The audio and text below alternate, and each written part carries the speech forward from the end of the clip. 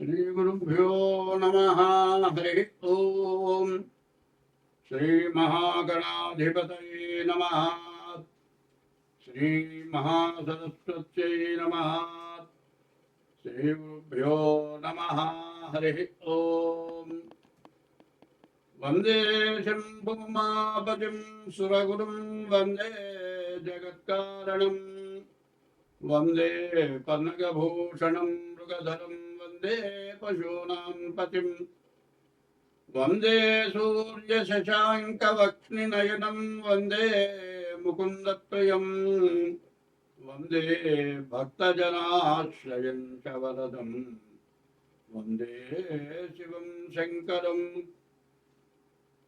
తల్లి నిండుదలంచి పుస్తుకముచి తన్బూనిజిన్ నీవు నాయుల్లంబొందున నిల్చి జృంభణముగా నుక్తులు సుశబ్దంబులో శోభిల్లన్ బల్కుము నాదువాక్కునను సంప్రీతిన్ జగన్మోహిని కులాబ్జాక్షి సరస్వతి భగవతి భారతి నిక్షేష జాడ్యాపహ.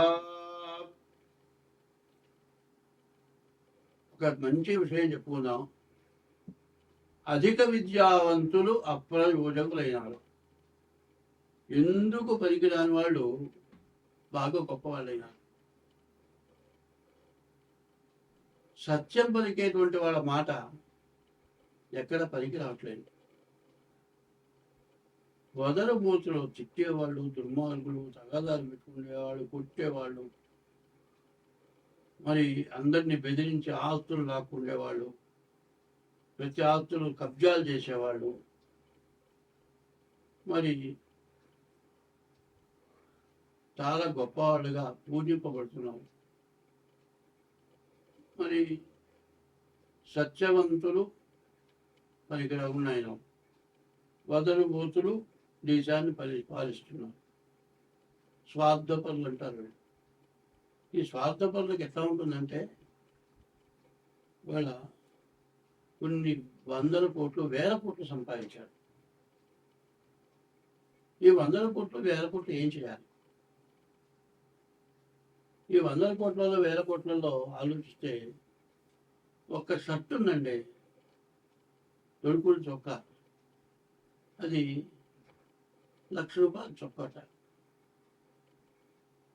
5 లక్షల రూపాయల ప్యాంటు, పెట్టుకునే వాచ్ వచ్చాడు ₹1,00,00,000.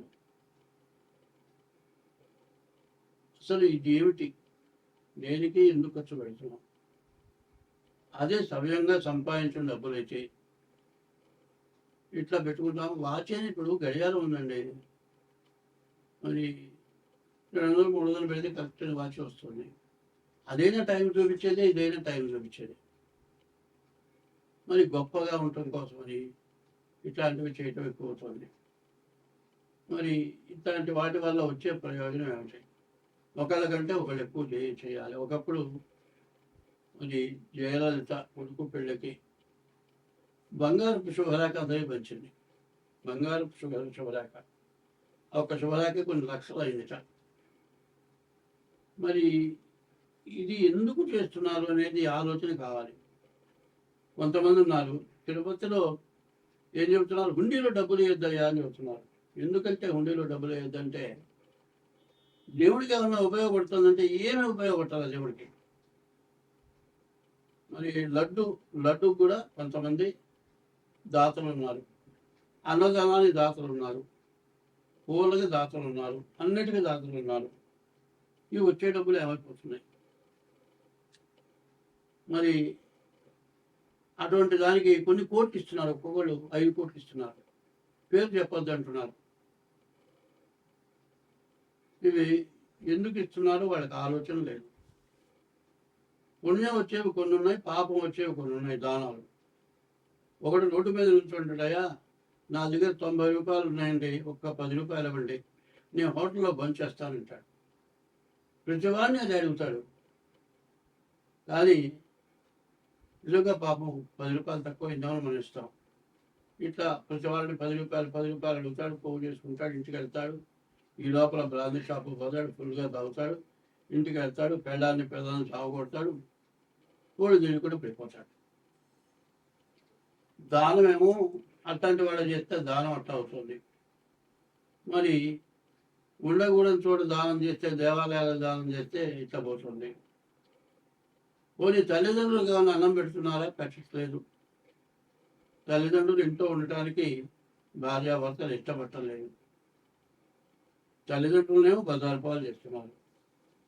కొంతమంది ఏం చేస్తున్నారు, పెళ్లి చేసుకున్న తర్వాత భార్యతో పాటు కొన్నాళ్ళు కలిసి ఉన్న తర్వాత 2-3 పిల్లలు పుట్టిన తర్వాత ఆమె శక్తి ఉడిగిపోతుంది. ఎందుకంటే ఒక సంతానం కలిగేటప్పటికే మరి వయసులో ఉన్నటువంటి శక్తి తగ్గిపోతుంది. ఆమె వర్చస్సు తగ్గుతుంది, కళ తగ్గుతుంది. ఇవి బాగాలేదు, ఇంకో దానితో పోతాడు. ఈ పిల్లాన్ని వదిలిపెడతాడు, ఈ పిల్లలను వదిలిపెడతాడు. వాడు పోతాడు, ఇంకో దాంతో తిరుగుతాడు. చివరిలో దాన్ని పెళ్లి చేసుకుంటాడు. ఇక పిల్ల మొహం చూడు, పిల్లల మొహం చూడు, తల్లిదండ్రుల మొహం చూడడు. చివరికి ఈ పిల్ల తల్లిదండ్రులు ఏం చేస్తారు, చూస్తారు. వీడి పిల్లల్ని వీటి తల్లిదండ్రులు గొప్ప చెప్పేసి ఈ పిల్లల్ని తీసుకెళ్ళి వేరే పెళ్లి చేస్తారు. ఈ ముసలాళ్ళు కొన్నాళ్ళపడి చూస్తారు, వీడిపోతారు. వీళ్ళ వయసు పడి వీడిపోతారు. ఈ పిల్లలు అనాథలు, అనాథ శరణాలయానికి వెళ్ళిపోతారు.